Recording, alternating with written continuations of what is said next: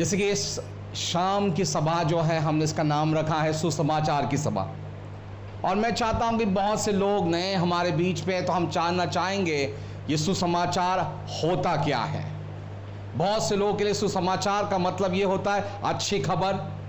पर जब भी हम देखते हैं कि परमेश्वर इस दुनिया में जब हमें बनाया, वो सबसे बड़ी अच्छी खबर है। और उसके बाद हम देखते जो अच्छी खबर वो ये है कि परमेश्वर जब इस दुनिया को बनाया तो सब कुछ अच्छा था। और बाइबल कहता है वो इतना खूबसूरत था कि परमेश्वर सोच रहा था कि इससे और बेहतरीन क्या बनाया जाए। और तब परमेश्वर और भी सोचने लगा। और बाइबल कहती है कि परमेश्वर सोचते रहा और कुछ सोच के बाद परमेश्वर एक विचार के पास आया और परमेश्वर ने कहा कि क्यों ना हम ऐसी चीज को बनाएं जो मेरे जैसी हो, जो मेरे से हो और मेरी सी बातें करे और जिससे मैं खुश हूं। और बाइबल कहती है कि फिर एक बार परमेश्वर जो है वो सोच में पड़ा, मैं किस तरह से उसे बनाऊं। तो बाइबल कहती है कि परमेश्वर ने कहा प्रकाश हो, तो प्रकाश हुआ। परमेश्वर ने कहा इस पृथ्वी के ऊपर, हम देखते हैं कि वो सारी चीजें उपजाऊ हो, तो उपजाऊ होने लग गई। पर परमेश्वर उसमें खुश नहीं था। पर बाइबल कहती है परमेश्वर ने फिर से सोचना शुरू कर दिया। और परमेश्वर सोचा कि मुझे कुछ तो ऐसा बनाना है जो बहुत ही बेहतरीन हो और मैं उसके साथ और वो मेरे साथ हमेशा रहे। तो बाइबल कहती है हमें कि परमेश्वर ने जब इस दुनिया को बनाया तब परमेश्वर ने बहुत बार सोचा।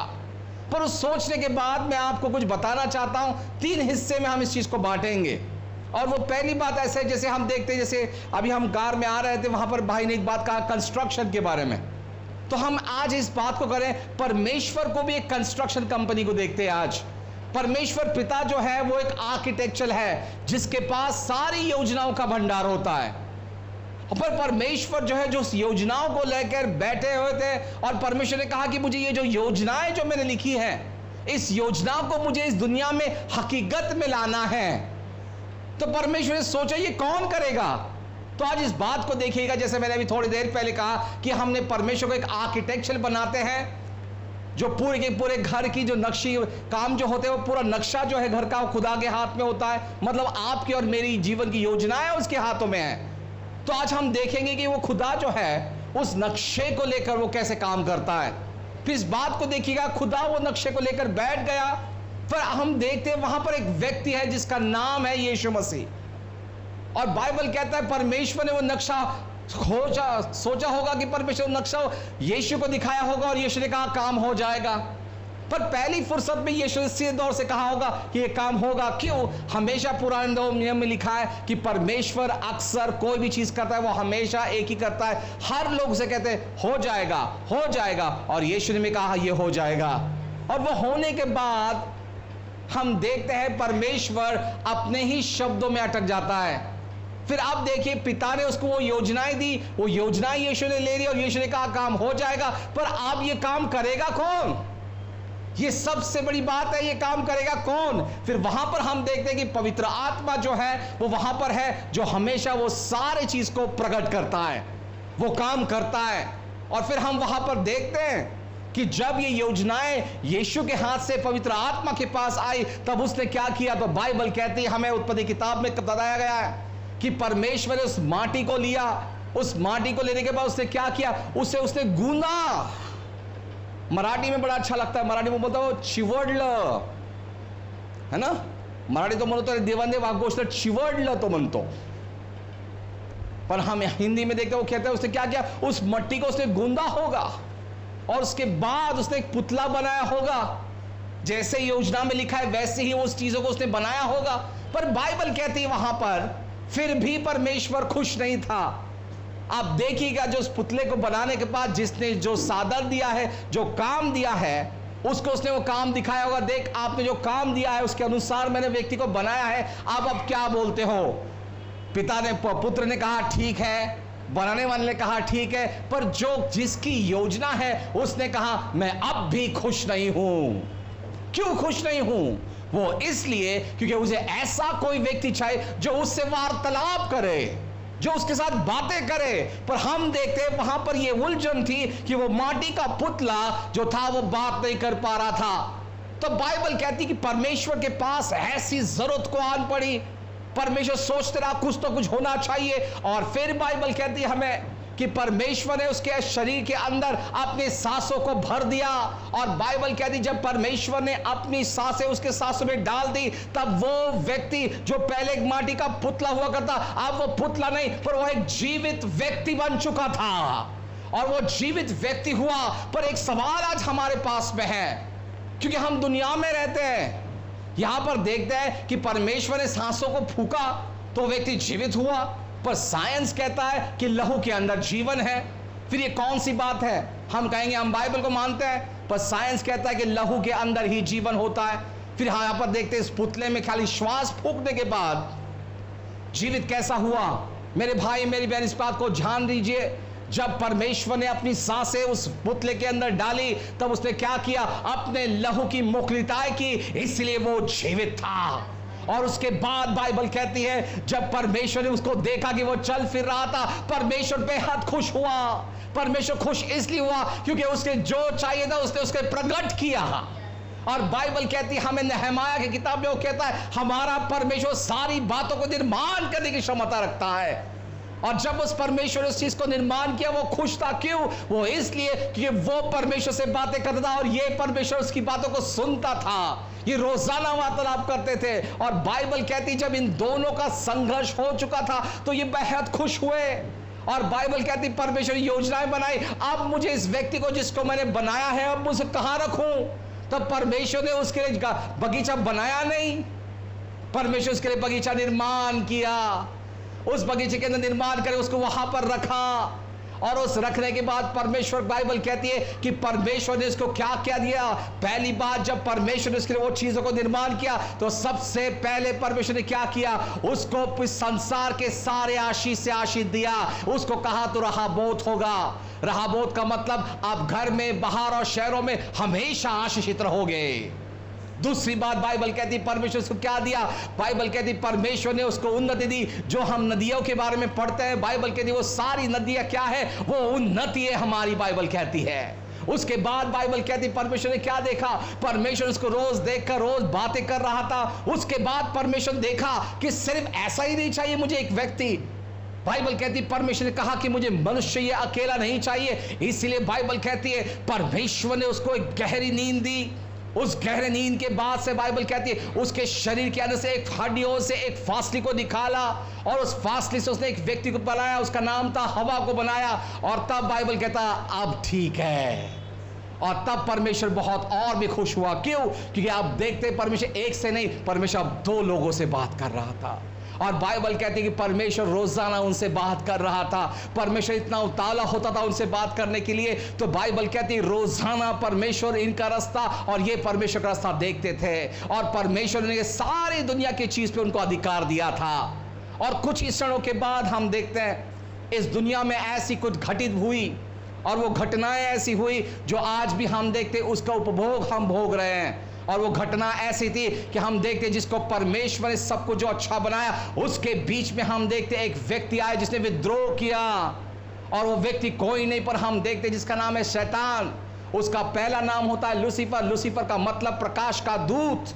वो हमेशा चाहता है कि परमेश्वर ने जो भी चीज को बनाया हम उसका नाश करें, हम उसका नाश करें। पर हम देखते हैं कि जब एक दिन ऐसा आया, परमेश्वर ने जब हम देखते उस हवा को बनाने के बाद, उस हवा वहां पर उस बगीचे में टहल रही थी, हम देखते हैं बाइबल कहते वहां पर वो सांप आया। उसने क्या किया? शैतान ने उस सांप के रूप में आके उससे बातें करना शुरू कर दिया। उसको बहलाया, उसको फुसलाया और उससे कहा देखो आप परमेश्वर के जैसे बन सकते हो, आप परमेश्वर के जैसे हो सकते हो, पर इस बात को ध्यान में रखे। उसने उस चीज को देख जान लिया, उसे समझ नहीं पाया। उसने देखा कि अरे सांप तो ऐसे ही बात करता है। उसके बातों में वो आ गई। और जब वो उसके बातों में आ गए तो बाइबल कहती है हमें, और उसने कहा देख वो फल कितना मनोरूप है। आज हम देखते वो तीन बात आज हमारे जीवनों के अंदर वो हो रही है इस दुनिया में। वो तीन फल आज हमारे जीवन में अच्छे से अच्छे इतने सालों से हम देखते वो तीन बात जो हो रही है दुनिया में, वो नर्क के मार्ग पे ले जा रही है लोगों को। वो तीन बात ये है आज हम देखते वो फल जो शैतान ने कहा देखो फल खा लो आप परमेश्वर जैसे होंगे। दूसरा उसने कहा फल को देखो कितना मनोरूप है। पर इस बात को ध्यान में रखना है हमें, जब उसने उस फल को देखा तो क्या हुआ, तब बाइबल कहते हैं वो फल दिखने में बड़ा आकर्षण था, इसलिए उसे हम कहते हैं आंखों की वासनाएं। तो मेरे प्रियो, इस बात को ध्यान में रखें कि परमेश्वर ने हमें पाप रहित बनाया था, पर जिस दिन इन लोगों ने वो फल को खाया, कौन आया? पाप आया। और जब पाप आया तब क्या आया? बीमारी आई। जब बीमारी आई तो आपका और हमारा परमेश्वर का संबंध टूट चुका है। फिर आज इस बात को देखिएगा, बहुत से लोग नहीं जानते कि हम हमारे शरीर से, आंखों से क्या करते हैं। हम हमारे आंखों से ऐसे घृणापात करते हैं। साइंटिस्ट कहता है कि हम एक पलक के अंदर 1,67,90,505 मिनट में, इतने क्षण में इतने अपराध करते हैं हमारे सिर्फ एक झपकियों में। फिर आप सोचिएगा दिन भर में हम कितने अपराध करते हैं। फिर आप सोचिएगा मेरे भाई मेरी बहन, इस आंखों से हम क्या देखते हैं। जब हम आंखों के पाप, फिर उसके बाद हम देखते हैं कि दूसरा एक पाप जो आता है, वो बोलते हैं संसार की बड़ी बातें जो आज जग में हो रही है। लोग आज हमेशा भाग रहे तर्क वितर्क और संसार में जीना चाहते हैं, और लोग चाहते हैं मुझे ये चाहिए, मुझे वो चाहिए। हम एक कंपटीशन में आ रहे हैं, और हम देखते हैं कि वो खाने को मनोरूप वो बहुत दिखने को बड़ा आकर्षक था। आंखों की वासनाएं, संसार की गर्व की बात थी। फिर अब हमारे पास क्या आ रहा है? आज हमारे जीवनों में हम यही कर रहे हैं, और ये सारी बातें जो परमेश्वर को पसंद नहीं है, यही बातों को लेकर हम कर रहे हैं। फिर आज आप मुझे बताइएगा, जब ये सारी बात हुई, जब उनका पतन हुआ, तब परमेश्वर ने उनको गुहार लगाई कि कहां पर हो आप? उसने कहा आदम आप कहां पर हो? उसने पूछा आदम आप कहां पर हो? वो उसकी आवाज को नहीं सुन पाया। क्यों नहीं सुन पाया? क्योंकि जब आपके बीच में, यशायाह कहते हैं, आपके बीच में और परमेश्वर के बीच में पाप की दीवार आ गई है। और इस बात को ध्यान में रखें, अगर हमारे पाप की दीवार जो बीच में है, जहां से परमेश्वर हमें नहीं देख पाता और हम परमेश्वर को नहीं देख पाते हैं, फिर आज आप सोचिएगा, आज हम कितने घिनौने अपराध करते हैं इस आंखों से, कानों से, शरीर से, शब्दों से, विचारों से, कल्पनाओं से।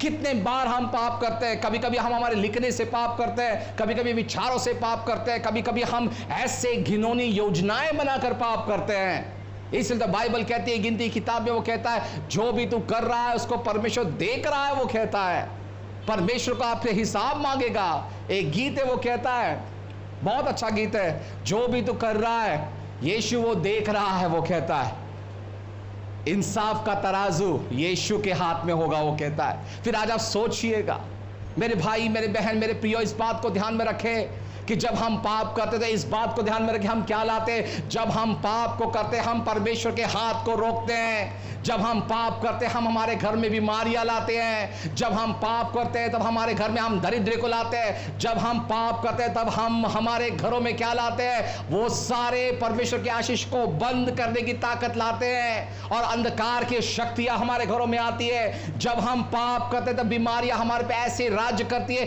ताकि वो रोज हमें मृत्यु देती है। पर बाइबल कहती है, हमें यूहन्ना 10:10 में लिखा है कि वो कहता है कि वो शैतान जो आया है वो नाश करने के लिए आया है, घात करने के लिए आया और चोरी करने के लिए आया है, पर यीशु आपको जीवित और विजय जीवन देने के लिए आया है। और इस बात को ध्यान में रखें, आप सार्वकालिक जीवन अगर आपको प्राप्त करना है तो आपको क्या करना पड़ेगा? सबसे पहले आपको आपके मार्ग को छोड़ना पड़ेगा। अगर हम हमारे मार्ग को नहीं छोड़ेंगे तो क्या होगा? तो बाइबल कहती है अगर हम हमारे मार्ग को नहीं छोड़ेंगे तो हमारे पाप हमें ढूंढ कर निकालेंगे। इस बात को ध्यान में रखें। मैं आपके सामने एक बात को रखना चाहता हूं। दाऊद नाम का एक व्यक्ति था। बाइबल कहती है वो बहुत परमेश्वर के अधीनता में रहने वाला व्यक्ति था, परमेश्वर के हृदय का व्यक्ति था। एक दिन अचानक ऐसी बात हुई, बाइबल कहती है वो कुछ समय के लिए सो गया था, और जैसे वो सोकर उठा, वो समय उसके प्रार्थना का था। वो कहाँ पर था? हम देखते वो उसके टेरेस के ऊपर बैठा था। जैसे उसने अपनी आंख खोली तब उसने क्या देखा? एक नग्नी औरत को देख लिया, और उस औरत को उठाकर लाया उसने, और क्या कहा? मुझे इसके साथ गलत करना है, मुझे इसके साथ सोना है। और इस बात को ध्यान में रखे, जब उसने उसके साथ में कोई गलत हरकत की, क्या हुआ उसके बाद? बाइबल कहती है उसको कुछ पता नहीं चला वो क्या कर रहा है। हम देखते जब वो गलत काम करते गया तब क्या हुआ? तब दाऊद ने उसके फरमान भेजा उस औरत के आदमी के पास कि तेरी औरत खुशखबरी दे रही है। पर उसने कहा तो मैं तो मेरी औरत के पास गया ही नहीं, मैं जानता ही नहीं हूँ। तो उसने क्या किया? उसका वध कर दिया। और कुछ ही क्षणों के बाद हम देखते हैं कि जब उसका वध हुआ, जब दाऊद के पास वो औरत उसकी औरत बोल के रहने लगी, फिर हम देखते हैं उसके पास एक संतान आई। वो संतान ने क्या किया? आज हम देखते जो दाऊद ने किया वही बात उस संतान ने भी की। उस संतान ने अपनी ही बुआ के लड़की के साथ गलत किया। इस बात को ध्यान में रखें, उसके पिता ने जो पाप किया वही पाप की बीज उसके लड़के ने भी किया। फिर आज आप सोचिएगा, जो आज आप बोओगे वो आज आप काटोगे। फिर आज आप सोचिएगा, इसीलिए परमेश्वर कहता है कि जो आपके विचार है वो मेरे विचार नहीं है, परमेश्वर कहता है। फिर आज आप कौन से चीज़ के लिए यहाँ पर बैठे हो कि अब कल आप बोलते रहोगे प्रभु मैंने पाप किया मुझे माफ़ कर। हर बार माफ़ करना से नहीं हो सकता है। इसलिए तो बाइबल कहती है, पहले यूहन्ना 1:7 में वो कहता है उसका लहू हमें सारे पापों से धो के शुद्ध करता है। पहले यूहन्ना 1:9 में उसने क्या कहा है, अगर हमने अपराध को हमारे अगर कबूल कर लिए वो विश्वासु है, वो न्याय, वो हमें सारे पापों से धो के शुद्ध कर सकता है। फिर इस बात को सोचिएगा, कौन से अपराध हम कर रहे हैं, क्या अपराध कर रहे हैं। क्या आज हम सोचिएगा, अगर आज हम इस थोड़े क्षण के अंदर अगर हमारा कुछ गलत होता है, क्या हम स्वर्ग जाएंगे? इस बात को सोचना है प्रियो। इस बात को देखिएगा, उन लोगों ने पाप कर दिया, वो परमेश्वर से वंचित हो गए। इस बात को देखिएगा, जब हम पाप करते हैं तब अंधकार हमें परमेश्वर से हमेशा वंचित रखेगा। जब हम अंधकार में रखेंगे तब हम क्या करेंगे, निराशा की बात करेंगे। जब हम अंधकार में रहेंगे तब हम क्या करेंगे, हम एक ही सोचेंगे मेरे से कोई प्यार नहीं करता है। जब हम अंधकार में सोचेंगे तो हम एक ही करेंगे, हम हमेशा दूसरों की उन्नति पे जलेंगे। जब हम अंधकार में चलते तब क्या होगा, हमारे पास एक स्वभाव आएगा, वो एक है हमेशा गर्व में रहने का।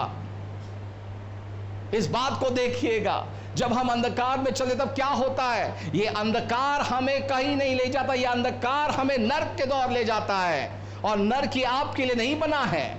बहुत से लोग रोजाना, जैसे हमारे भाई जाहिद मोती वाला कहते हैं, वो कहते हैं कि लोगों को स्वर्ग में जाने के लिए बहुत से कारण हैं, नरक में जाने के लिए कोई कारण नहीं है। फिर आज आपको और हमें सोचना है कि आज हम कौन से चीज़ों से क्या कर रहे हैं। क्या हम सच में आंखों के, कानों के, शरीर के पापों से पाप कर रहे हैं? क्या उसके हम क्षमा मांग रहे हैं? क्या इस बात को देखिएगा, हम लोग कुछ सालों पहले हम देखते हैं कि एक डिजिटल कैमरा आया था, डिजी कैम जिसको बोलते हैं, मतलब डिजिटल फोटो निकल जाता है उसके अंदर। तब हम एक मॉल गए थे और उस मॉल में मैंने देखा कि बहुत से लोग एक विदेशी महिला को देख रहे थे और उनका देखने का नज़रिया कुछ अलग ही था, मतलब अच्छा नहीं था, कुछ गलत था।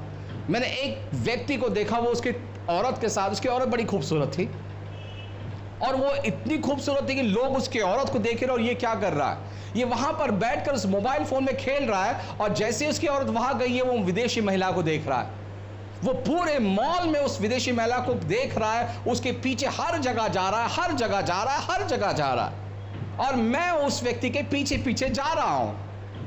मुझे देखना था ये ऐसा क्या उतावलापन कर रहा है कि ये उसके पीछे क्यों जा रहा है। और पूरा की पूरी स्टोरी को मैं एक छोटे से आपके सामने एक नाट्य रूप में प्रस्तुत देना चाहता हूं, और वो ये है, तब मैंने उस बात को देखा कि जब हमारे जेब में एक डीजी कैमरा था और तब मैंने घर आकर खोलकर देखा और डिजिटल कैमरे में रील नहीं था, वो डिजिटल कैमरा है, उससे सिर्फ फोटो खींचे जाते हैं। तब मैंने इस बात को देखा, मैंने कहा ये कैसा हो सकता है।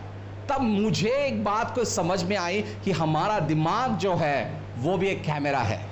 हमारे दिमाग में क्या होता है, ये आँख से ली हुई चित्रीकरण हमारे दिमाग में स्टोर हो जाते हैं। और जब दिमाग में स्टोर हो जाते हैं तब क्या होता है, जब हम रात के वक्त, अब मैंने सोचा वो व्यक्ति रात को घर आया होगा, और जब वो व्यक्ति रात को घर आया होगा, अपने बिस्तर पे लेटा होगा, तब हम देखते वो सोया नहीं होगा।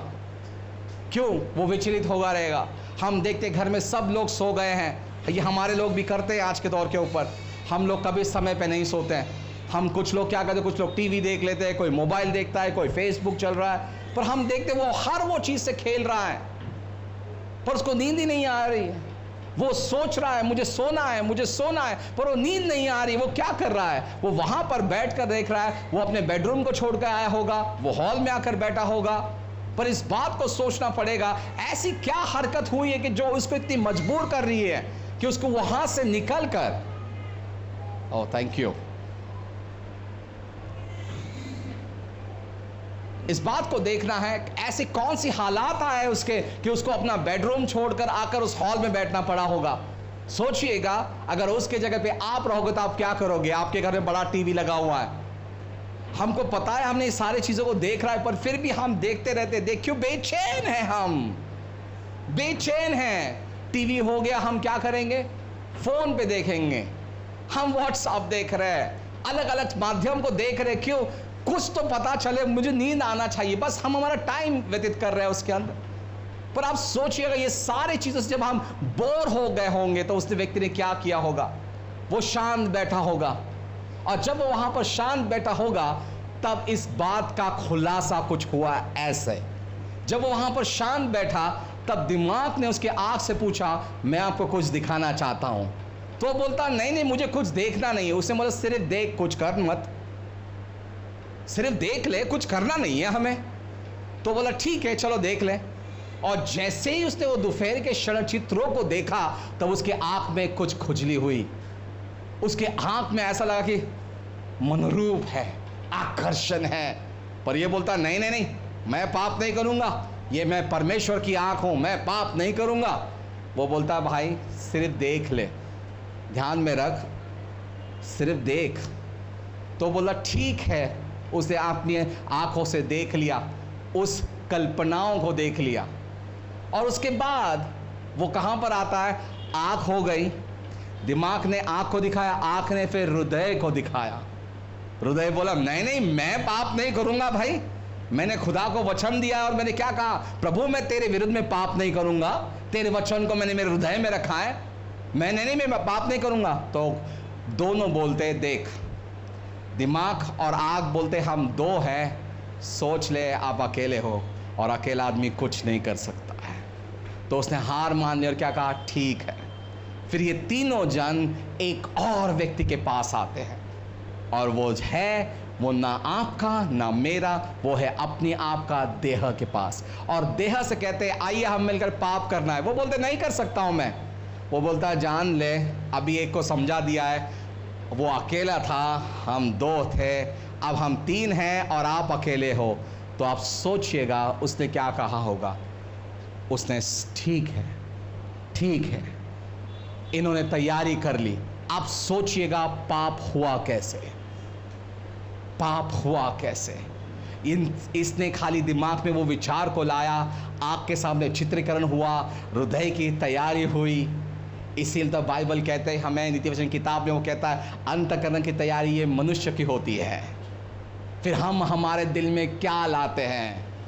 फिर आज आप सोचिएगा जब पाप हमारी तैयारी ऐसे करती है, पाप करने के लिए हम कुछ नहीं सोचते, उत्साहित हो जाते हैं। और जब उस व्यक्ति ने क्या कर दिया, जब उसे सोच लिया कि भाई अब मुझे पाप करना है, तो जिस व्यक्ति को उसने कपड़ों में देखा था अब उसने उसको निर्वस्त्र देख रहा है वो। और अब वो अकेला नहीं है, उधर वो व्यक्ति जो है वो वहां अकेली नहीं है, अब वो निर्वस्त्र है और ये उसके साथ है। इस तरह से वहां पर पाप होता है, और वो पाप क्या होता है? हमारे जीवन के ऊपर बंधन होते हैं। इसलिए पौलुस कहता है पाप को अपने जीवन पे राज मत करने दो। फिर आज आप सोचिएगा कौन से पाप के दास हो आप। आज आप सोचिएगा अगर आज हमने हमारे मार्गों को नहीं छोड़ा। इसलिए बहुत से लोग कहते हैं मेरा शरीर बड़ा उत्साहित, मेरा आत्मा बड़ा उत्साहित है, पर मेरा शरीर बहुत कमजोर है। क्यों कमजोर है? क्योंकि हमने अभी तक उसके बातें नहीं की हैं, उसको पाप के बंधन से छुड़ाया नहीं है। फिर आज आप सोचिएगा आज इस उद्धार की सभा के अंदर, जैसे आज हम देखते आदम और हवा भी वही बात को लेकर चिल्ला रहे थे कि प्रभु आज हमारे हाथ से पाप हुआ है। परमेश्वर चीख रहा था वहां पर, आदम आदम कहां पर हो? उसी तरह से परमेश्वर जब आप पाप कर रहे हैं, रोजाना परमेश्वर आपके नाम लेकर बुला रहा है, पर आपके कान पे वो क्यों नहीं आ रहा है? क्योंकि इस बात को ध्यान में रखें, जब पाप की दीवार आपके ऊपर बीच में है तो परमेश्वर की आवाज कैसे सुनने आएगी? इसलिए तो परमेश्वर का वचन कहता है आपके और मेरे बीच में पाप की दीवार है। और उसे क्या कहा? जब आप मुझे पुकारोगे मैं आपको उत्तर नहीं दूंगा, वो कहता है। और इस बात को ध्यान में रखें, जब हम पाप करते हैं, यशायाह की पहले अध्याय और 15 वचन में कहा है मैं तेरी प्रार्थनाओं को नहीं सुनूंगा। चाहे तो जमीन से चीख चिल्लाकर भी बुलाया तो मैं तेरी प्रार्थना को नहीं सुनूंगा। क्यों? तेरे हाथ पे खून है। और बाइबल कहती है हमें, यशायाह की 159वां अध्याय में उसने कहा है, परमेश्वर कहते तेरे हाथों में खून तो है ही, पर तेरे उंगलियों में क्या है? पाप है, परमेश्वर कहता है। फिर आज सोचिएगा बहुत से लोग को लगता है कि आज हम कोई पाप नहीं कर रहे, हमारा परमेश्वर क्षमा करेगा। पर इस बात को ध्यान में रखें, परमेश्वर को मजाक मत बनाइए, क्योंकि हमारा परमेश्वर जो है वो क्षमा जरूर करता है, पर वहां पर लिखा है पापों का वेतन ये मरण है। मतलब आपके पापों की क्षमा होगी पर मरण टलेगा नहीं।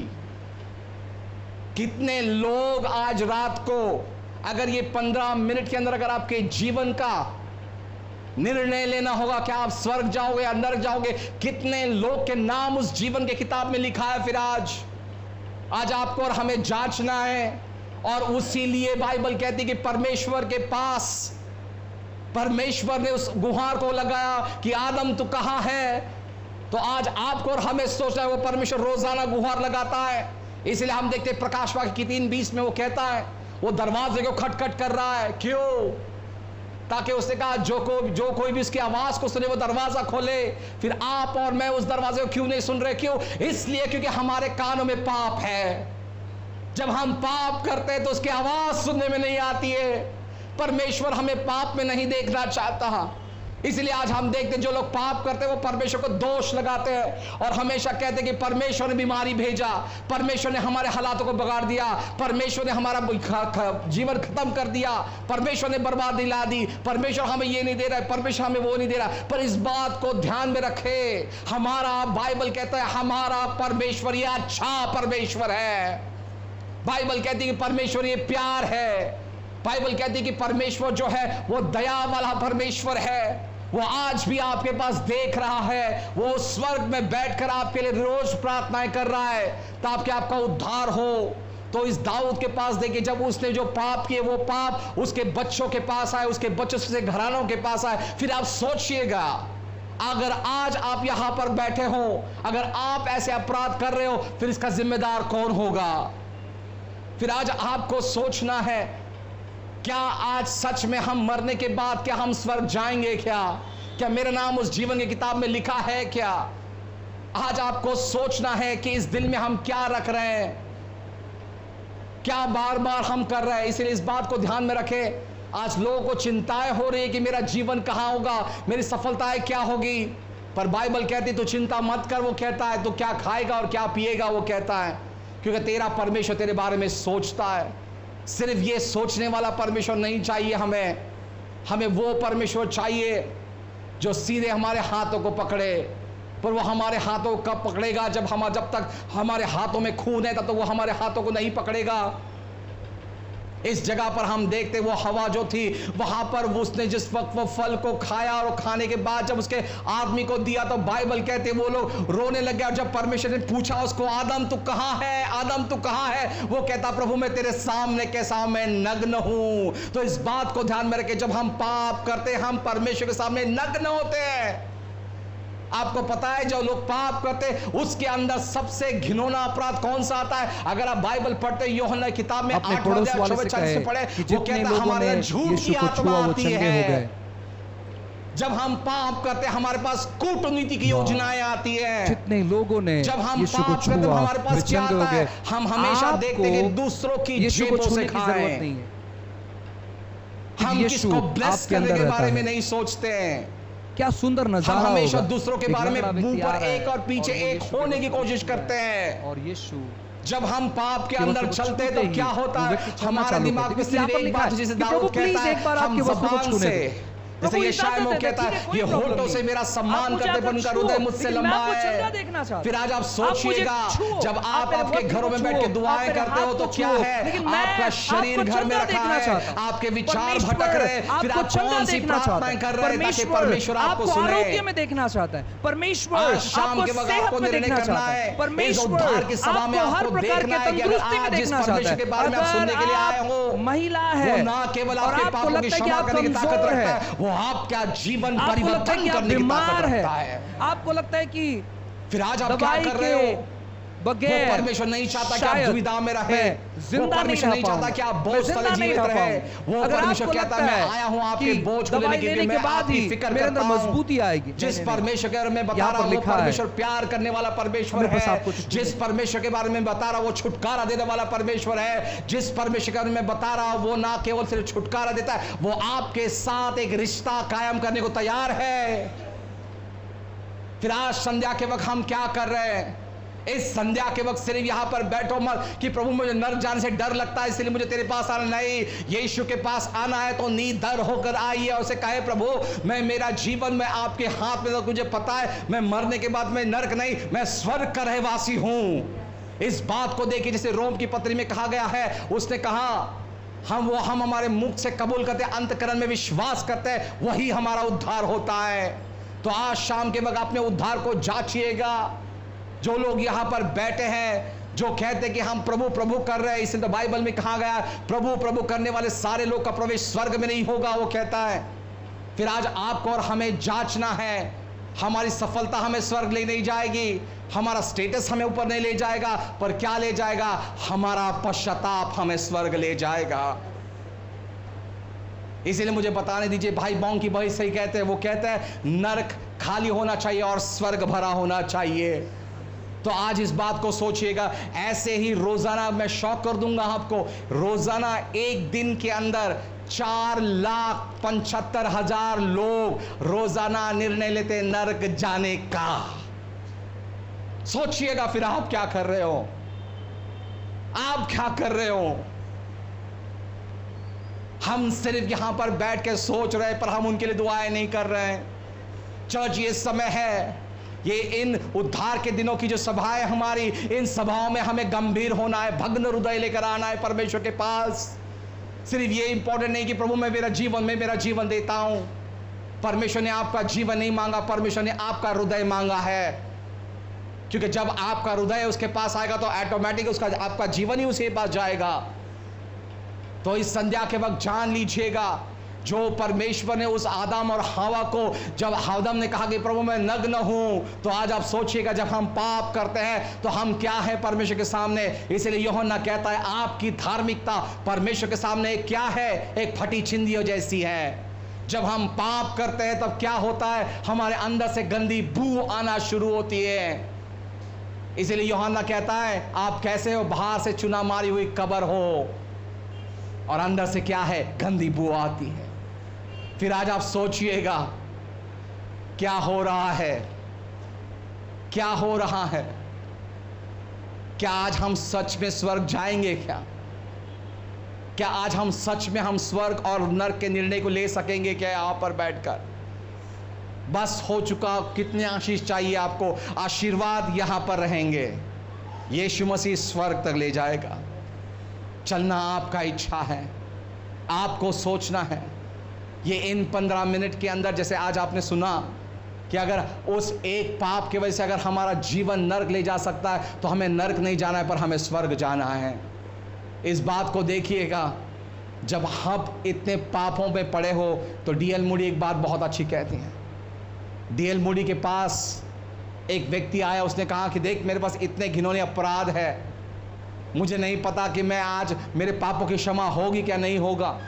तो उस डीएल मूडी ने उस व्यक्ति के चेहरे के पास देखा और उसे क्या कहा, भाई क्या है तेरे पास? बोले मैं सबसे बड़ा पापी हूँ। उसने सारी पापियों की डायरी थी उसके पास, जितने अपराध उसने किए। तो उसने उस अपराध की डायरी को देखकर क्या कहा?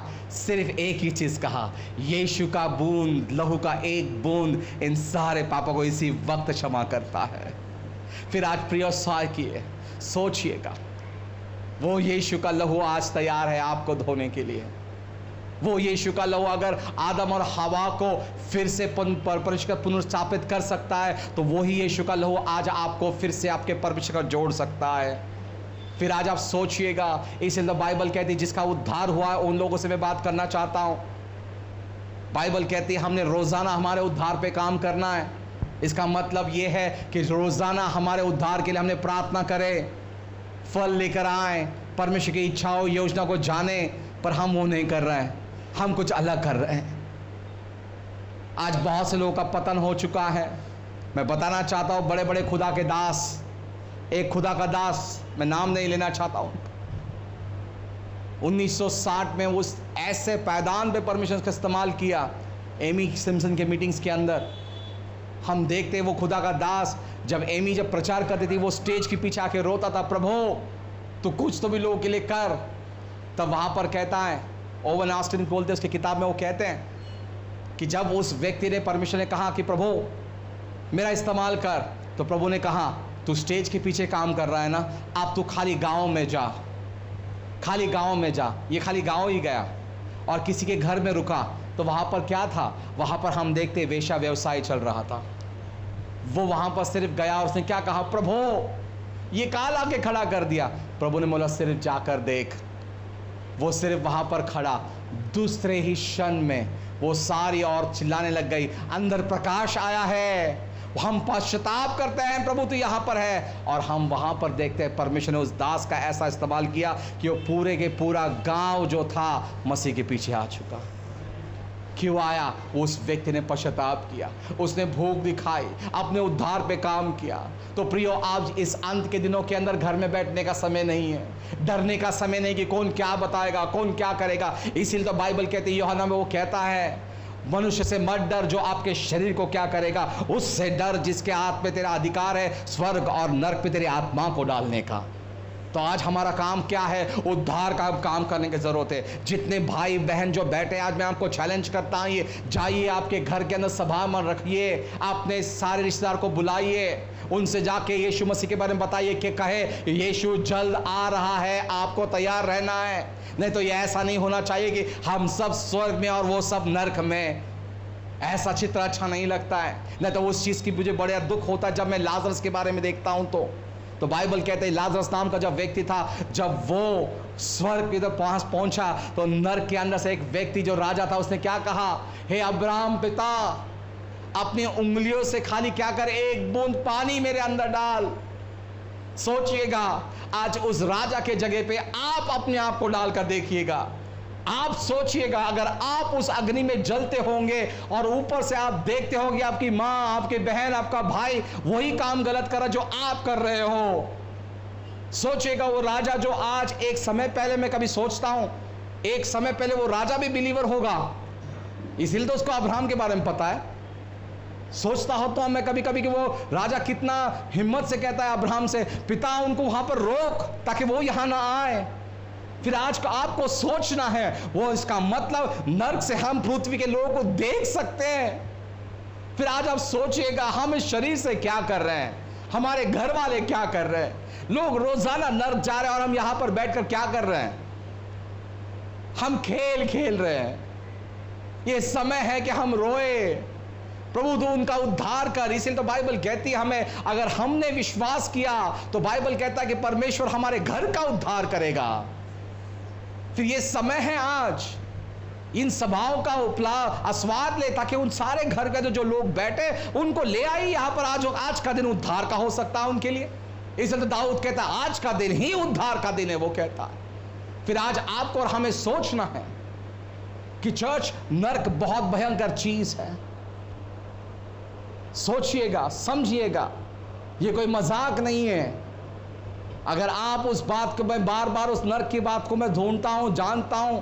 जब मैं लाजरस के बारे में पढ़ता तब मुझे डर लगता है, और वो डर इस चीज का लगता है, अगर वो राजा नरक से अगर पृथ्वी पे देखकर वो कहता कि प्रभु उनके लिए लोगों के पास भेज, फिर आप और मेरे लिए क्या है? लोग पूछते हैं प्रभु किधर है, लोग पूछते हैं प्रभु ने क्या दिया। अरे मेरे भाई, इस बात को ध्यान में रखो। लोग पूछते हैं प्रभु मेरे साथ में नहीं है, नहीं मुझे नहीं पता वो किधर है, वो क्या है। सबसे बड़ी बात मैं आज आपको बताना चाहता हूं, लोग पूछते प्रभु नहीं है। अरे भाई, आप जब रात को सोते हो सवेरे उठते हो, ये चिन्ह है कि प्रभु आपके साथ में है। सबसे बड़ा चमत्कार है। फिर किसने किसको त्यागा है? बाइबल कहती है कि पक्षी भी उसकी प्रशंसा करते हैं। हमने उसके श्वास के लिए वो धन्यवाद देना चाहिए। अय्यूब की किताब में वो कहता है कि उसकी सांस से उसने हमारे अंदर डाले, उसके उसको धन्यवाद देना चाहिए। इस बात को देखिएगा, जब अमेरिका के अंदर से एक व्यक्ति एक साक्ष्य को डाला, मुझे बड़ा पसंद आया। उस साक्ष्य को मैंने पढ़ा। उस साक्ष्य में लिखा एक बहुत धनवान व्यक्ति था, और वो इतना धनवान व्यक्ति था, वहाँ पर वो बैठा, अचानक से वो गाड़ी चलाते उसका एक्सीडेंट हुआ, और एक्सीडेंट हुआ, ऐसा एक्सीडेंट हुआ तो उसको अस्पताल में लेकर आना पड़ा। और जैसे ही वो एक्सीडेंट हुआ, उसको अस्पताल में लाया गया, वहाँ पर हम देखते हैं दूसरे दिन तीसरे दिन तक वो बेहोश था। और जैसे ही वो उठा, डॉक्टर लोग आ गए बिल लेकर। वो कहता है आपको $5 लाख देना पड़ेगा। तो वहाँ पर बैठ के रोने लग गया, प्रभु ये क्या है? तो वो डॉक्टर बोलने लगे, भाई इसका भी समाधान हमने किया है, आप आसान किस्तों में भर सकते हो। वो बोलता किस्तों का प्रॉब्लम नहीं है, प्रॉब्लम ये चीज का है, जहां पर जब मैंने एक ऑक्सीजन क्या लगवाया तो आज मुझे उसके पैसे देने गए। इतने दिन जिस व्यक्ति ने मुझे ऑक्सीजन दिया है, क्या मैंने उसको कभी पैसे दिए हैं क्या? फिर सोचिएगा, सोचिएगा। एक और कथा मैं आपके सामने रखना चाहता हूं। एक पिता था और एक छोटा सा उसका बच्चा था। जैसे वो कार्यरत थे तो उसका पिता का कार्य जब खत्म हो गया तो वो रिटायर हो गए, तो उस बच्चे से उसने कहा आप 10वीं में हो, मुझे 90 के मार्क्स चाहिए। तो उसने बोला क्या होगा, 90 का मार्क्स लाया तो क्या होगा? उसने कहा 90 का मार्क्स आया, साइकिल, डन। तो साइकिल आ गई। उसने बोला अभी आप कॉलेज जा रहे हो? नहीं पर पापा अभी कॉलेज में कैसे जाओ, शॉर्ट्स पैंट्स पे नहीं जा सकता ना, अभी लॉन्ग पैंट्स का ज़माना है, तो पैंट भी चाहिए और मोटर बाइक भी चाहिए। तो बोले ठीक है, आप वापस 90 के दशक में आइए, मिल जाएगा। 11वीं पास हुई, 12वीं पास हुई। इसने कहा प्रभु, उसने कहा पापा अब मोटरसाइकिल का ज़माना थोड़ी है, अब तो कार का ज़माना है, आप क्या बोलते हो? तो उसने कहा ठीक है बेटा, लास्ट ईयर है तेरा, कोई प्रॉब्लम नहीं, कार दी जाएगी। और उसने कहा तेरे बर्थडे वाले दिन मुझे कार दूंगा।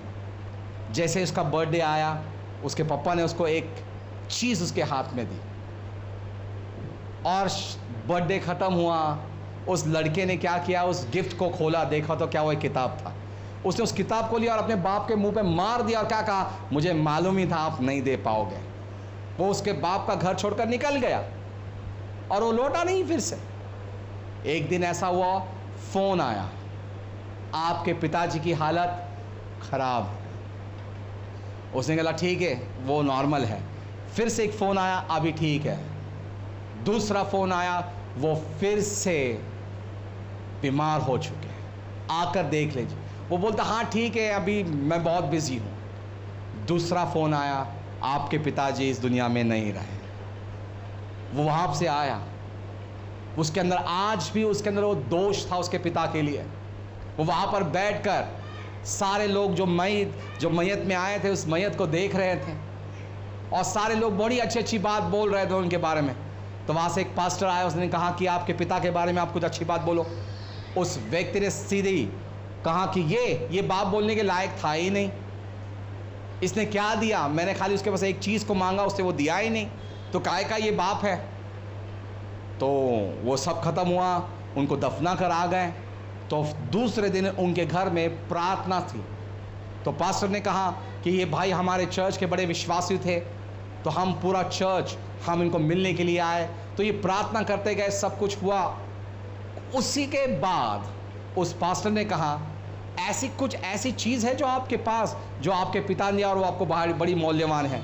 उसने बोला अरे हाँ है, वो सड़ी हुई किताब जो मेरे बाप ने मुझे मेरे बर्थडे के दिन तोहफे में दिया, और मुझे तो वो चीज़ चाहिए भी नहीं। उसने उस किताब को जहाँ फेंका था वो किताब वही पड़ी हुई थी। और जैसे ही उसने उस किताब को जब उठाया, अपने हाथ में लिया, देखो तो सही मेरे बाप ने मुझे वो किताब में दिया क्या है। जैसे ही वो पन्ने पलटने गए, एक पन्ना, 2 पन्ना, 3 पन्ना, और उसके बीच वाले पन्ने में एक चाबी रखी थी और एक चिट्ठी रखा था, डिलीवरी जब चाहे तब मिलेगी। फिर आज आप सोचिएगा, ये गलती आप मत करना। बहुत से बार हम यीशु को ज़रूर जानते हैं, कुछ बातों से निराश हो जाते हैं, हताश हो जाते हैं, वो सुनता नहीं है, पर हम ये नहीं समझते कभी कभी उसका वो योग्य समय नहीं होगा, कभी आप तैयार नहीं होंगे, तो हम इसका मतलब ये नहीं कि हम उसे दोष लगाएं।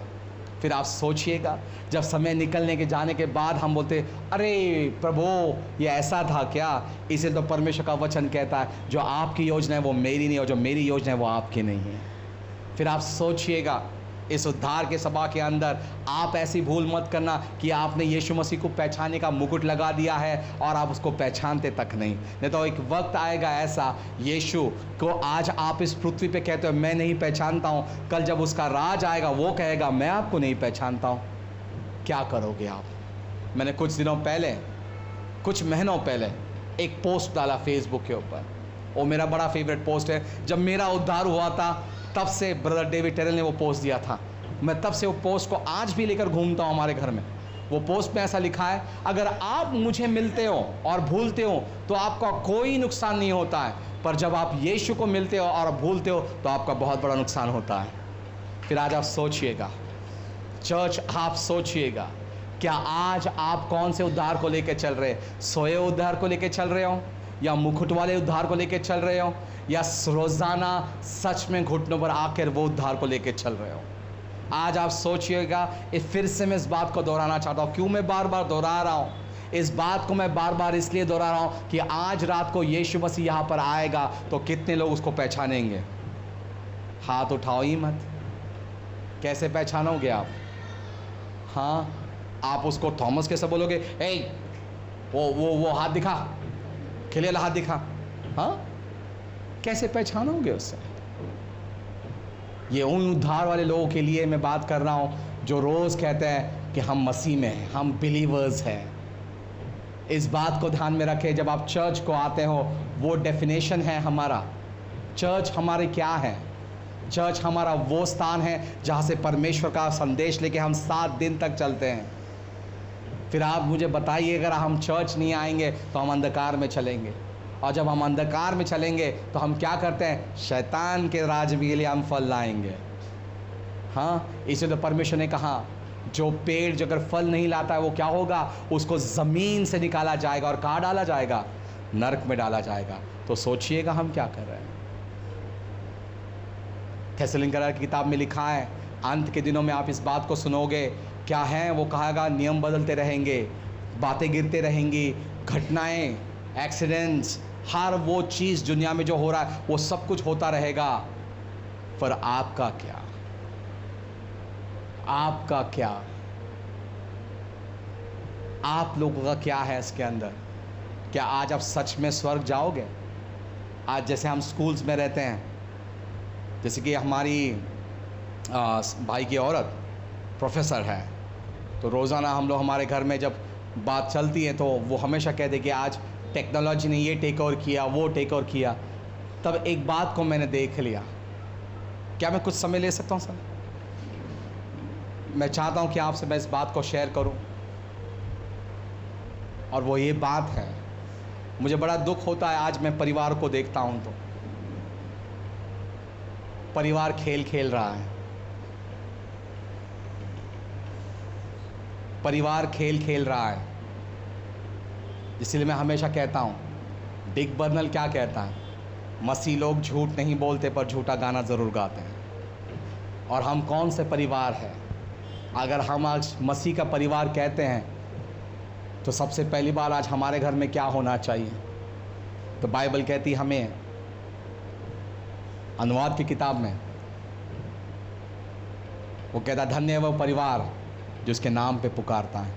तो कितने कितने लोग का परिवार रोज उसके नाम पे पुकारता है। दूसरा, हमने देखा है, अगर हमारे परिवार का एक बच्चा जिसके जीवन में कोई 60% भी नहीं आए हैं, हम उसको दंड करने के लिए तुरंत खड़े हो जाते हैं, नियम रखते हैं उसके लिए, नाम रखते हैं, उंगलियां उठाते हैं। पर कितने लोग उसे ब्लेस करते हैं? फिर आज दूसरी बात जो आज फैमिलीज़ में हो रही है वो ये है, हम डिवाइड एंड रूल खेल रहे हैं। आज हम दोस्त खेल रहे हैं। अगर मैं पास्टर शाहू का दोस्त हूँ तो पास्टर शाहू का दोस्त मेरा दोस्त नहीं होगा, पर पीछे से वो फेसबुक पे मेरा दोस्त होगा, सामने से नहीं होगा। दूसरी बात, आज हम हमारे घरों में क्या कर रहे हैं? एक साथ नहीं चल रहे हैं, एक में के विरुद्ध में काम कर रहे हैं। दूसरी बात, आज परमेश्वर के आशीष नहीं आ रहे हैं, हम क्या कर रहे हैं? उस आशीष को खरीदने की कोशिश कर रहे हैं। इसीलिए तो परमेश्वर का वचन कहता है, सारे राष्ट्र उसको परमेश्वर कहते हैं, आप क्या कहते हो? तो इसीलिए तो आज हमारे घर को दिया गया उद्धार, जैसे आज बाइबल में कहा गया है, मैं और मेरा घराना क्या करेगा? वो कहता है, व्हाट्स दैट वर्ड? क्या बोलता है? मैं और मेरा घराना। हाँ, तो कितने के घराने करेंगे आज वो, है ना? तो शास्त्र में लिखा गया है, जब हम एक साथ नहीं चल सकते तो घराना सेवा करेगा कैसा? इसी तरह क्या करने की ज़रूरत है? रिश्ते मजबूत करने का समय आया है। ये वक्त रूटों को मनाने का है, ना केवल उनको नर्क लेके जाने का है। हमने रोज़ाना देख रहे हमारे घरों के अंदर, मैं रो रहा हूँ इसलिए क्योंकि मैं देखता हूँ आज फैमिलीज़ हमारी पहले से ज़्यादा मजबूत हो चुके हैं। क्यों? हम रोज़ाना इस वेदी को बना रहे हैं। आज परमेश्वर वेदियों की बात कर रहा है। अगर आज हमारा सच्चा उद्धार होना है तो परमेश्वर आज हमें फिर से वेदी के पास बुला रहा है। जिनका उद्धार पहले हुआ है, जिनका बपतिस्मा है उन लोगों को, और जिनका नया अभी उद्धार हो रहा है उनके लिए वो क्या कह रहा है? वो मार्ग पे चले। फिर आज आप और मैं सोचिएगा, समझिएगा, जब मैं वहाँ पर देख रहा हूँ, जब हमारी तृप्ति जो मेरे भाई की औरत है, जब घर में पेपर्स आए तो मैंने पूछा ये क्या पेपर्स? आप घर आओ तो 5 बेडरूम के इसमें अगर आप कुछ भी देखो तो क्या है, यहाँ पर पेपर ही लगा है, यहाँ पर साइमन के पोस्टर्स लगे हैं, या कुछ हो रहा है, या रिकॉर्ड हो रहा है, या कुछ ना कुछ हो रहा है। तो मैंने पूछा ये क्या है? उसने कहा ये लोगों का लाइफ डिसाइड करता है। मैंने बोला कैसे?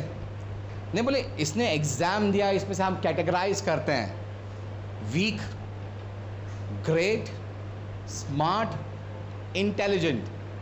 मैंने ओह माय गॉड, मतलब ये ऐसे कैटेगरीज। तो उसी तरह से फिर मैंने सोचा, अगर कल प्रभु ने अगर कैटेगरी रखा पापी, महापापी, नर्क जाने वाला और स्वर्ग जाने वाला, फिर आप सोचो स्वर्ग भरा होगा क्या?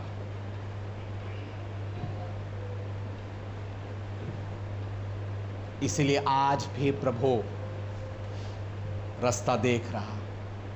इसलिए तो बाइबल कहती है उत्पत्ति किताब में, वो स्वर्ग से अपनी आंखें आपके पास लगा रखा है, वो सो नहीं रहा है, इसीलिए वो फिर से आज आपको आवाज़ दे रहा है, फिर से वो आवाज़ दे रहा है, आओ मेरे पास। वो कहता है मैंने उद्धार का दिन आज आपके पास रखा है। तो मैं आज आप सभी को निमंत्रण देता हूँ कि आज आपको लगता है कि मुझे फिर से अपना जीवन, अपना उद्धार उस परमेश्वर के पास फिर से स्थापित करना है, तो आप जहाँ पर हो वहाँ पर ही खड़े हो जाएं।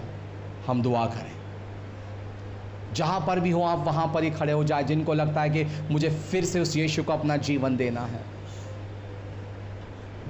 आज का दिन ये सिर्फ आपका समय है। ये मत शर्मिए अगर मुझे कौन देख रहा है, ये मत सोचिएगा कि क्या हो रहा। अपने दाएं अपनी बाएं और मत देखिए, परमेश्वर देख रहा है। अपनी आंखों को बंद करें, अपनी आंखों को बंद करें, कोई आवाज़ ना करे पर अपनी आंखों को बंद करें और परमेश्वर के सामने खड़े हो। आप स्वयं परमेश्वर के सामने आज आप खड़े हो। आप उस हादसों को जान लीजिएगा, वो दृश्य कैसा हो। आप आपके परमेश्वर के सामने खड़े हैं, क्या हादसा होगा, वो क्या मंजर होगा। अपनी आंखों को बंद करें और अपने आप से वो सवाल को पूछें, क्या मेरा और आपका रिश्ता सही है?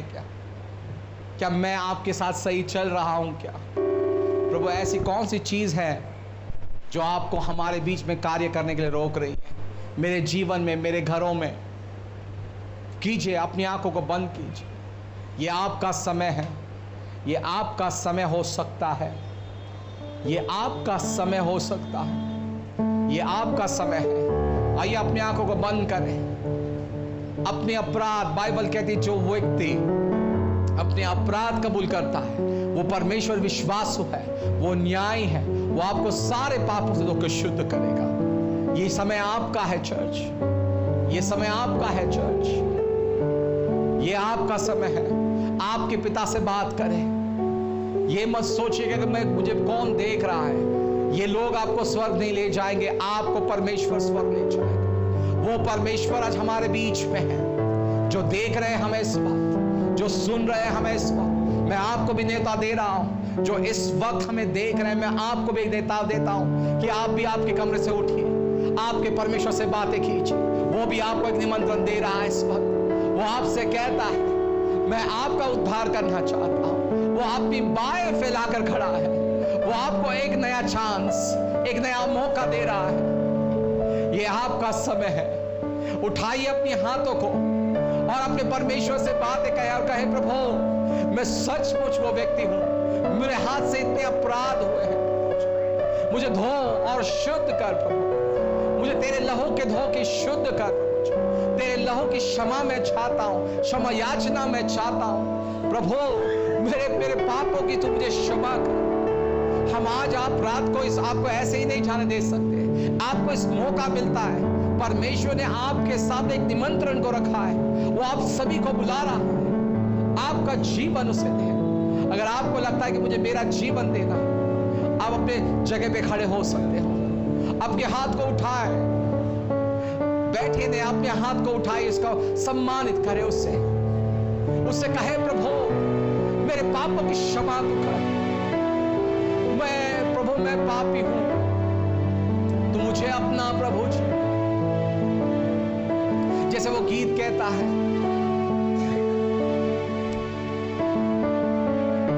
जैसे वो गीत कहता है,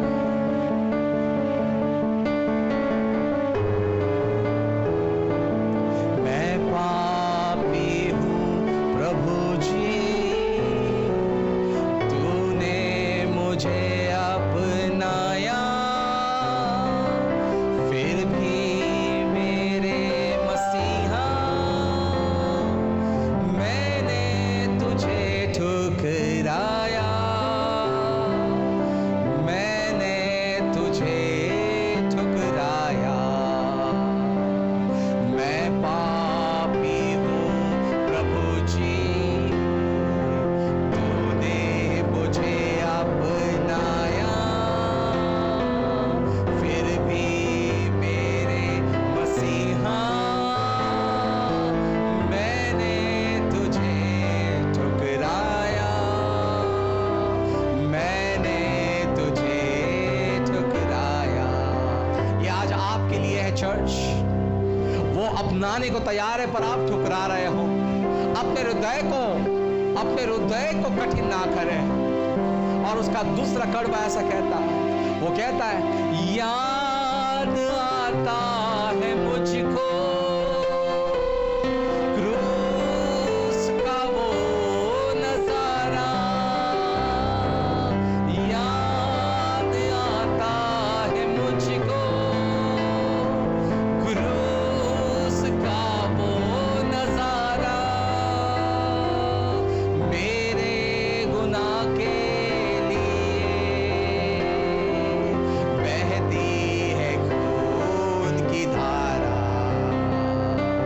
मैं पापी हूँ प्रभु जी, तूने मुझे अपनाया, फिर भी मेरे मसीहा मैंने तुझे ठुकराया, मैंने तुझे ठुकराया। आज सोचिएगा, उसने आपको अपनाया है, उसने अपने बाहों को खुला रखा है, वो आपको निमंत्रण दे रहा है, वो आपके लिए उसके सामने, वो आपके सामने खड़ा है, बातें कीजिए उससे, वो आपको निमंत्रण दे रहा है। मैं बहुत से लोगों के लिए रुकूंगा यहाँ पर, ये ऑल्टर खुला है आपके लिए, ये आपके लिए ये ऑल्टर खुला है यहाँ पर। जैसे वो उस गीत ने कहा कि मैं पापी हूं प्रभु जी, तो सच में हमारे पे वो लेबल लगा था कि हम पापी थे, पर यीशु ने सूली पे जाके उस लेबल को निकालकर हमें स्वीकारा है, हमें स्वीकारा है, नकारा नहीं है। ये शाम आपकी है, वो आपका मित्र बनना चाहता है, इसने आपके लिए दरवाजे खोले हैं। आप जहां कहीं भी हो, वो आपसे बातें कर रहा है, वो आप ही के सामने है, वो निमंत्रण के ऊपर निमंत्रण दिए जा रहा है आपको सिर्फ आपके हृदय को खोलना है पूरे तौर से। याद कीजिए उस क्रूस के नजारे के लिए, जहां पे आपका नाम लिखा था, वहां पर उसने उसका नाम लिख दिया, आपका नाम निकाल कर। ये वो काम है, ये वो काम हो रहा। ओ hallelujah,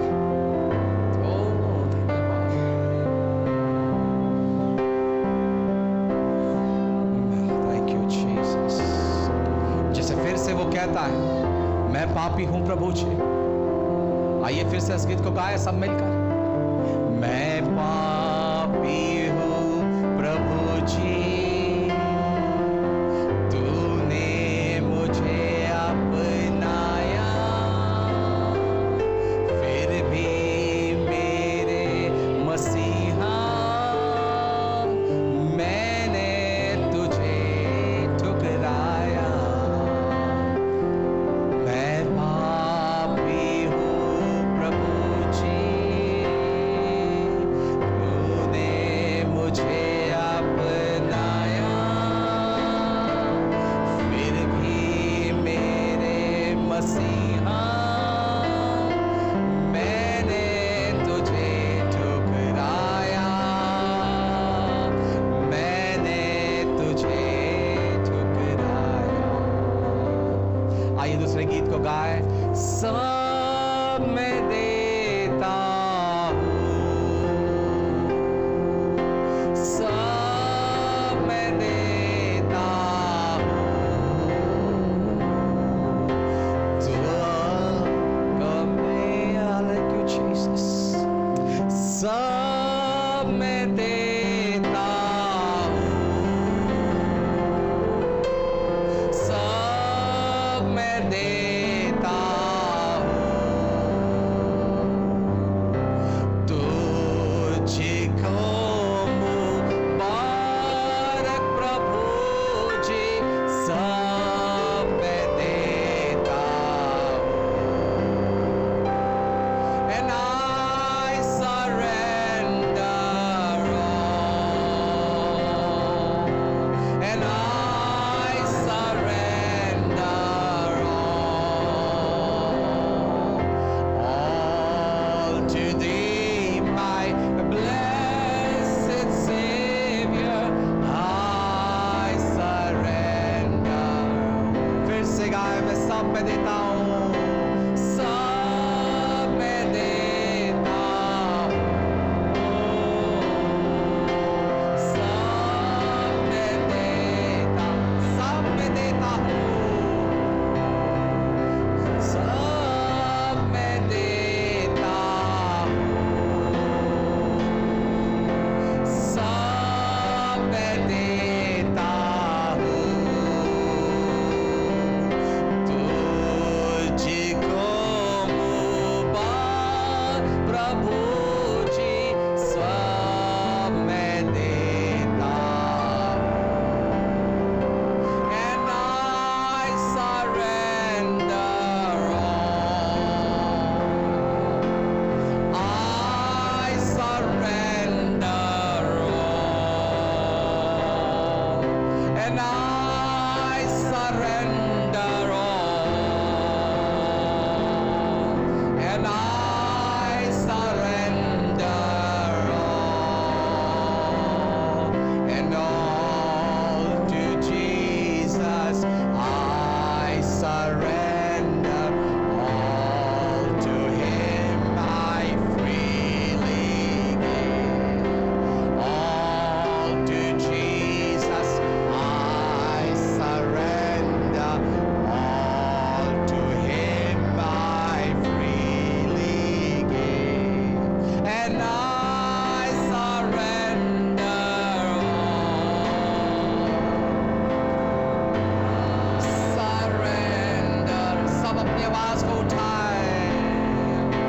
And I surrender all, yes Lord, that's glory here, I surrender all, yes Lord, glory, all to thee, my blessed Savior, I surrender all to thee, my blessed Savior, I surrender all। वो हमारे बीच में है अब। परमेश्वर की ऐसी उपस्थिति हमारे बीच में है।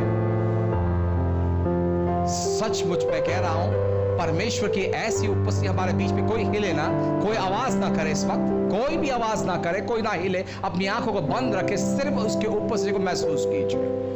एक अद्भुत तौर के ऊपर हमारे बीच में उतर कर आया है। यहां पर वो कह रहा है, मैं आपके दिलों को छू रहा हूं, मैं सब कुछ नया कर रहा हूं, मैं आप लोगों से एक नया रिश्ता बना रहा हूं। परमेश्वर कहता है, जो हमें देख रहे हैं उनसे भी परमेश्वर की आत्मा कहती है, मैं आपके जीवन को भी छू रहा हूं, मैं आपके लिए कुछ नया करना चाहता हूं, मैं आपके लिए उद्धार के मार्ग को भेज रहा हूं। अगर आज आपको लगता है कि मैंने अपना जीवन यीशु को देना है, आइए मेरे साथ दुआएं करें। कहे, प्रभु यीशु, मैं आपको मेरा हृदय देता हूं, जैसा चाहिए वैसा बनाइए। मैं मेरे मुख से कबूल करता हूं, अंतःकरण में विश्वास करता हूं, आज से मेरा उद्धार हुआ है। मैं विश्वास करता हूं यीशु मसीह मेरे लिए उस क्रूस पे मारा गया, गाड़ा गया, फिर से उठा, वो मेरा परमेश्वर है। और मैं आज से मेरे परमेश्वर के लिए जीऊंगा। परमेश्वर आत्मा, जैसा चाहिए वैसा मुझे बनाइए, परमेश्वर के मार्ग में मुझे लेके चले, यीशु के नाम से। आइए अपने हाथों को सभी उठाएं। कुछ समय परमेश्वर की उपस्थिति में हम भीग जाएं। मैं चाहता हूं कि हम सब अपनी आंखों को बंद रखें, अब ऐसे ही चलाते रहें। Thank you Jesus. There's a great move of God for healings. There's a great move of God for pregnancy. There's a great move of God for miracles and critical things happening. My God, that's glory. परमेश्वर यहां पर किसी स्त्री को छूने चाहता है। परमेश्वर किसी की यहां पे बहुत से चमत्कार होने की सामर्थ को परमेश्वर ने उपलब्ध करके दिया है। यहां पर परमेश्वर इस जगह के अंदर से वो सारी चीजों को गलत निकालता है और सब कुछ नया कर रहा है इस जगह के अंदर। परमेश्वर कहता है, मैं इस भवन के अंदर मैं फिर से लौट आया हूं। परमेश्वर कहता है, और परमेश्वर कहता है, अब मैं चलना चाहता हूं इस जगह के अंदर। परमेश्वर कहता है, मेरे आंख मेरे कान खुले इस जगह पे, मांगिएगा आप सभी को अब क्या चाहिए। परमेश्वर कहता है, मैं देर सद रहूंगा नहीं। परमेश्वर कहता है, इस जगह को मैंने चुना है, मैंने चुना इस जगह को। परमेश्वर कहता है, मेरी महिमा भर रही है यहां पर। चर्च, अपने हाथों को उठाइए और अपने आंखों को बंद करें, ना दाएं ना बाएं, बस सिर्फ परमेश्वर के ऊपर से मगन हो जाए। वो बहुत ही अद्भुत सिरे से हमारे बीच में, बहुत अद्भुत सिरे से वो हमारे बीच में। जो भी आपको चाहिए परमेश्वर के पास मांगे, यहां पर उपलब्धि है, उपलब्धि है, संतुष्टि है।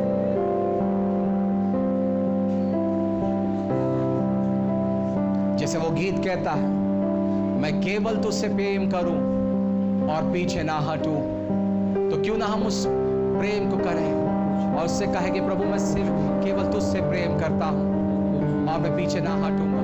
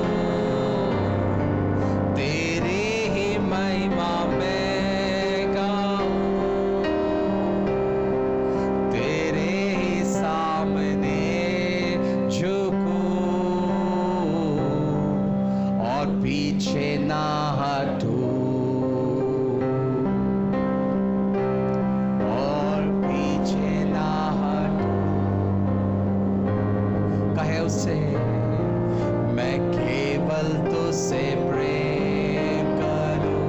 That's glory. मैं केवल तुझसे प्रेम करूं,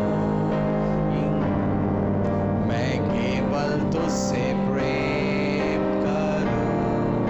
और कहे मैं पीछे ना हटूं, और पीछे ना हटूं।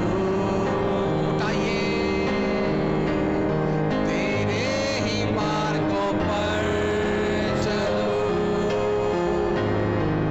तेरी ही महिमा में गाऊं, तेरे ही सामने झुकूं, और पीछे ना हटूं।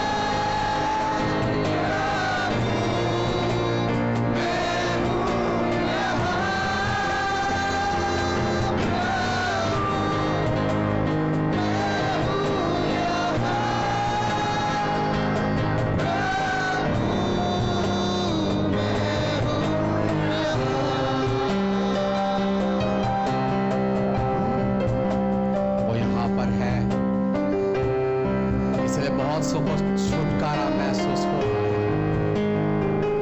भीगने दीजिए इस जगह पे, भीगने दीजिए इस जगह को। परमेश्वर की महिमा, परमेश्वर की पवित्र स्थान हमारे बीच है।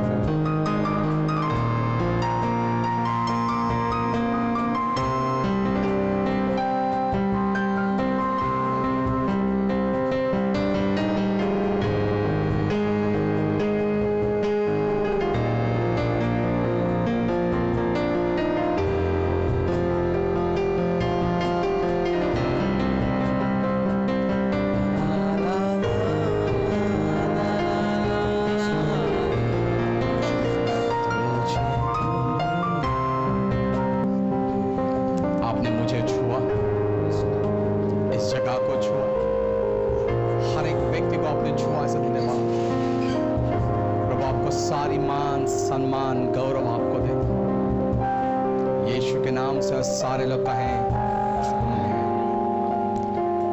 Praise the Lord. फिर एक बार मैं पास्टर मनोज शाहू आपका स्वागत अभिनंदन करता हूं। प्रियो, मैं विश्वास करता हूं कि इस चैनल के माध्यम से आप सभी लोग ब्लेस होते चले जा रहे हैं। हम चाहते हैं कि आप हमें सहयोग करें अपने प्रार्थनाओं के ज़रिए। जो सभा हम कर रहे हैं, जो वीडियोस हम बना रहे हैं, आने वाले दिनों में बहुत सारी चीज़ों के बारे में हम योजना कर रहे हैं, बहुत सारे क्लासेस के बारे में हम योजना कर रहे हैं, बहुत सारे ऑनलाइन क्लासेस के बारे में हम योजना कर रहे हैं, बहुत सारी चीज़ों को हम प्लान कर रहे हैं, जहाँ पर सोल विनिंग होगा, डिसाइपलशिप होगा, बाइबल ट्रेनिंग होगा। इन सारे चीज़ों के बारे में हम योजना कर रहे हैं। और मैं आपसे कहना चाहता हूँ ना कि आपके प्रार्थना की ज़रूरत हमें, आप हमारे लिए लगातार तौर पर प्रार्थना करते चले जाएं, हमारे लिए, हमारे पूरे आज़ादी टीम के लिए। साथ ही साथ किसी भी तौर पर अगर आप हमें सपोर्ट करना चाहते हैं अपने पैसों के द्वारा, तो नीचे दिए गए नंबर पर आप हमें संपर्क कर सकते हैं, और डिस्क्रिप्शन में जो अकाउंट नंबर दिया है, आप हमें अपने पैसों के द्वारा मदद कर सकते हैं। कोई भी धनराशि है ना, आप उनके द्वारा हमें ब्लेस कर सकते हैं, चाहे वो छोटी धनराशि हो चाहे वो बड़ी, आप हमें सहयोग कर सकते हैं, ताकि हम इस प्रोग्राम को हम आगे लेकर जा पाएँ और उन पैसों के इस्तेमाल करते हुए हम कई सारे लोगों तक हम पहुंच पाए और परमेश्वर के राज्य को आगे बढ़ा पाए। God bless you. प्रभु आपको आशीष करे। अगर आप इस सेवकाई के द्वारा ब्लेस है, तो मैं चाहता हूं कि जो व्हाट्सएप नंबर आपको दिया गया है, आप वीडियो रिकॉर्डिंग कर आप हमें भेज सकते हैं और बता सकते हैं अपनी गवाही कि कैसे परमेश्वर इस चैनल के माध्यम से आपको ब्लेस कर रहे हैं। सो गॉड ब्लेस यू। प्रभु आपको बहुत बहुत आशीष करे। नेक्स्ट वीडियो में जल्दी मिलते हैं।